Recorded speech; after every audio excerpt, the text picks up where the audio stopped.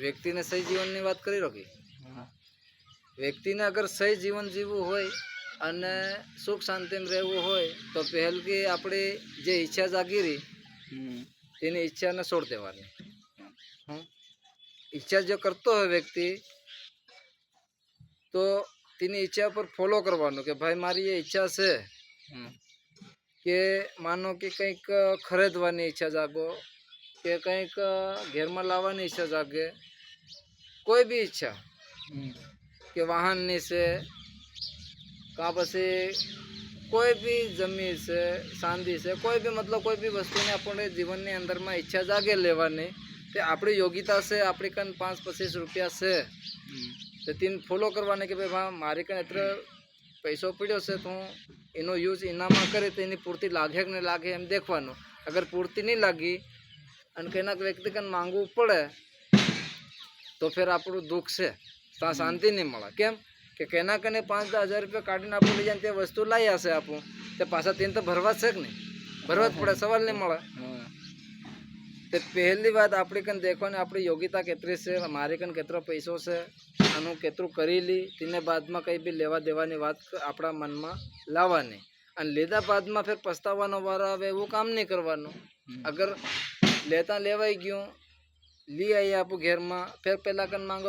માંગો તો આપણે ખાસ માલમ નહીં મળે કે કાલ કેવો સમય આવવાનો છે આજ જે સમય છે આપણો સુખ શાંતિમાં જીવન જીવવાનો આવ્યો હમણાં કે આપણને સુખ શાંતિમાં જીવન આપણું જીવી રાખે ભાઈ ને ફેર આપણને યોગ્યતા જાગી ગઈ આપણામાં કે યાર હું હજુ લું ઈચ્છા જાગી ગઈ કે હું એવું કરી લીધું હું એટલું ભેળું કરી લે નહીં થાય કેમ કે આગાડી આપણે કન યોગ્યતા નહીં મળે તે વસ્તુ લેવાની અને ફેર બી આપણું કોશિશ કરું કે હું લઈ લઉં તો ફેર આપણે તેમાં ગાંડા થઈ જાય ફેર આપણું કે યાર મને દુઃખ ભરાઈ ગયું મારા ઘરમાં દુઃખ ભરાઈ ગયું ઘરમાં તો દુઃખ જેવા ખાઈ લ્યો આપણી ઈચ્છા થાય એટલે તો તેની ઈચ્છા કરો આપણી યોગ્યતા છે લો કોઈ બી ચીજ લો પણ આપણી કન છે તો લો અને બાદમાં દુઃખ આવે તે વ્યક્તિને એવું દુઃખ છે એમાં બીજું કંઈ નહીં મળે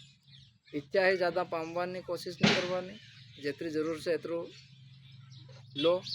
અને જેટલું આપણને સુખમાં જીવન જીવવું હોય તો જેટલી જરૂર છે એટલું કરો વધુ કરવા જાઉં તો દુઃખ જ છે વધુ ભેળું કરવા જાઉં તે બી દુઃખ છે વધુ ભેળું થાય નહીં કેમ નહીં થાય કે વધુ ભેળું કરવા હોય તો આપણને કંઈક આપણી કન હોય તે ખોવું પડે અને કંઈ નક્કી છે કંઈ આજ છે એટલું કાલ આવવાનું છે કે નહીં હમણાં આપણે કંઈ 50,000 રૂપિયા માનો રહ્યા અને આપણું કંઈક મોટરસાઇકલ જઈને લઈ આવી તો 50,000 રૂપિયા આપણા મહેનતના 12 મહિનાની મહેનત કહેવાય ને તો 12 મહિનાની મહેનત આપણે તેના વ્યક્તિને આલી આવ્યા અને તે વાહન ઘેરમાં લઈને લોન કરાવ્યા બાકીનો રોજ તો તેનામાં આપણે પેટ્રોલ ભરી त्यो બી ખર્ચ કાઢવું ફેર પહેલાં હર મહિને ખીસ્ત આવે त्यो બી ખર્ચ કાઢવું તે દુઃખ છે કે નહીં છે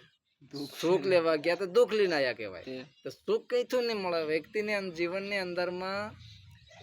આપણે ઈચ્છા પ્રમાણે કામ નહીં કરવાનું ઈચ્છા જાગીએ તો આપણી યોગ્યતા દેખવાની કે મારી કન કેટલી સંપત્તિ છે ભાઈ હું એમાં પૂરતી લગાડતી કે નહીં લગાડતી તેના બાદમાં એ કોશિશ કરવાની એવી કરવાની નહીં સુખ શાંતિમાં જીવન જીવવું હોય તો પહેલ કે એ